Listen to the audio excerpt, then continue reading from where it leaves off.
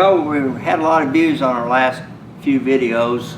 I thought I'd just explain and show you some techniques we used to catch some of those fish.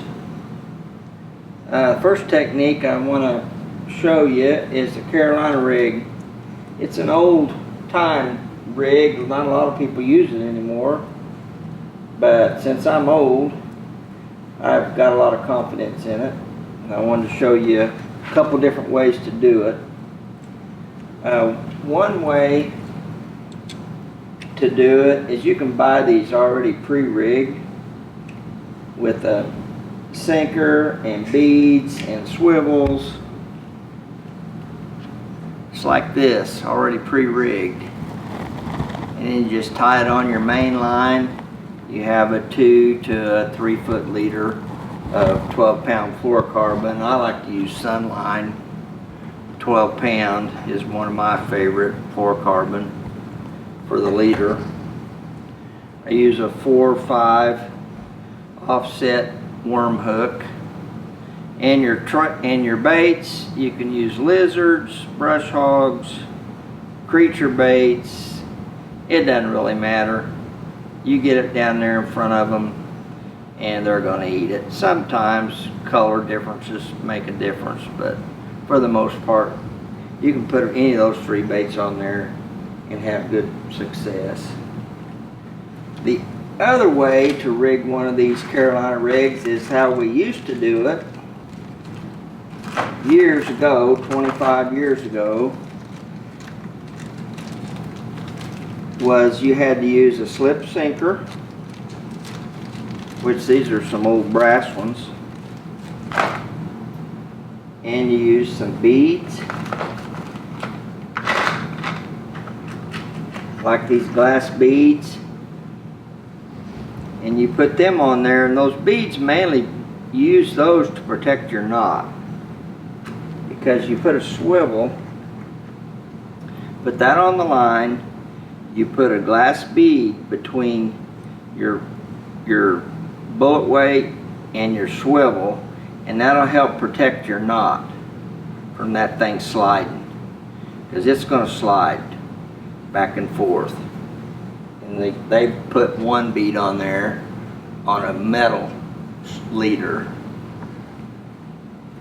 You put that bead on there and that'll protect your knot from this big weight sliding down, hitting that knot all the time. And then you tie your 12-pound leader on here.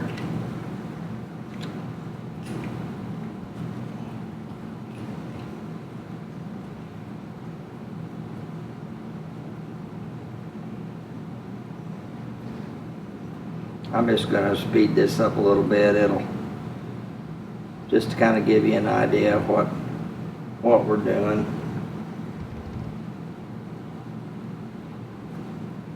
Then you take and put this bead on there.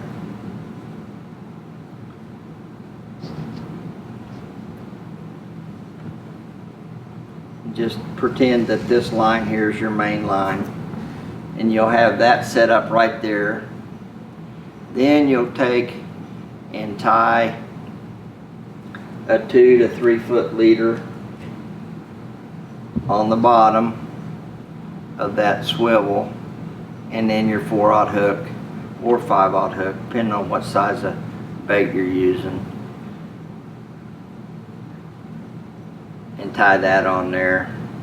And that's all you need to do. Sometimes you can shorten this up if the fish are closer to the bottom. Other times the fish are off the bottom a little ways, and you'll see that on your Panoptics or your sonar. Tell where the fish are resting at. And that depends on the length of your leader. And mainly it's just an easy technique. You throw it out there, long cast, and I like a sweeping motion with the rod. Just drag it, reel up your slack, and drag it, and you'll feel some resistance. It'll get heavy or it'll start moving. And just rear back and use a stiff rod like a flipping stick, 7'6" rod. This one here is an All-Star. 7'2" with a Corrado 200 reel on it. And this is a 8.5 to 1. I like a high-speed reel because a lot of times you really got to take up the slack once you get them stuck, because it's usually a long cast and you need to make up some ground where you don't get any slack in your line and they'll throw that thing. That's about all on the Carolina rig. The other technique, as you know, in Table Rock right now, the water's high, and there's enough water left in the bushes right now that there's some fish holding in those bushes and out the front of them. Just depends on the time of day. Earlier in the day, they're out toward the front of the bushes, and you don't have to get right in the bushes to get bit. So I was throwing a chatterbait. That's a good way to cover a lot of ground. This is I think this one is the I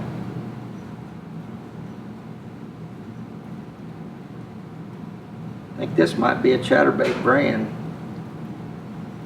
Chatterbait 3/8. You're not fishing over 6-7 foot deep at the deepest, so that's plenty big enough, and a fairly steady retrieve. When you hit a limb or something off the side of the bush, you know, you'll jerk it loose, and a lot of times that'll trigger a strike. But for the most part, it's just a steady retrieve. I like to use this KVD Lose chatterbait rod. It's a composite rod, and it's got it's really forgiving. If you can see that composite, it's real forgiving rod, and it just allows them fish to load up on it before you even hardly set the hook.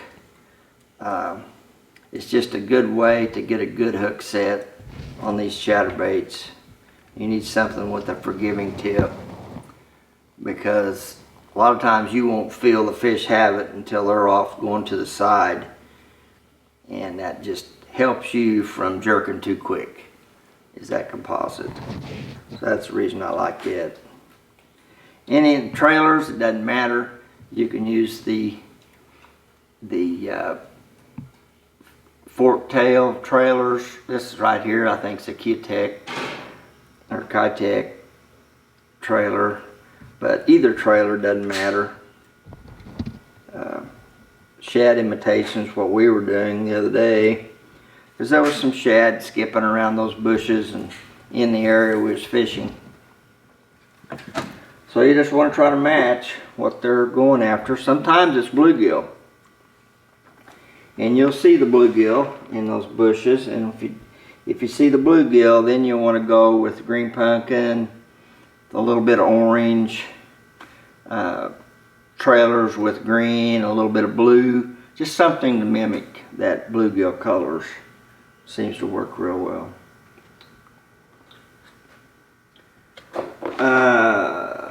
And the other thing we were doing was pitching creature baits in the bushes themselves. In the middle of the day, when it gets real hot, we were pitching these creature baits in the center of the bushes. The fish were right next to the stem of the bush, so you had to hit right in the middle. I'll fish it two different ways. I'll fish it with this is a 3/8 tungsten, or if they're real thick bushes with a lot of greenery, you have to use a 1/2 ounce to get it down through that stuff. But I'll do it both ways. I'll put a bobber stop on there to hold that weight down on the heavier cover. On the light cover, where they're not real thick, I'll just leave the bobber stop off. And when this thing starts to fall, this sinker will get on a limb, but this bait itself will gradually fall anyway. And sometimes that triggers. They don't want that real sharp fall in front of them. So I keep one rigged up both ways, depending on how thick the cover is when I'm pitching. And it's just a simple tungsten 3/8 or the 1/2 ounce with the 4 or the 5 offset. This creature bait here is, I think, it's a rage bug, but we caught them on rage bugs, rage craws, even caught some on a brush hog, the big brush hog and the brush hog junior, both.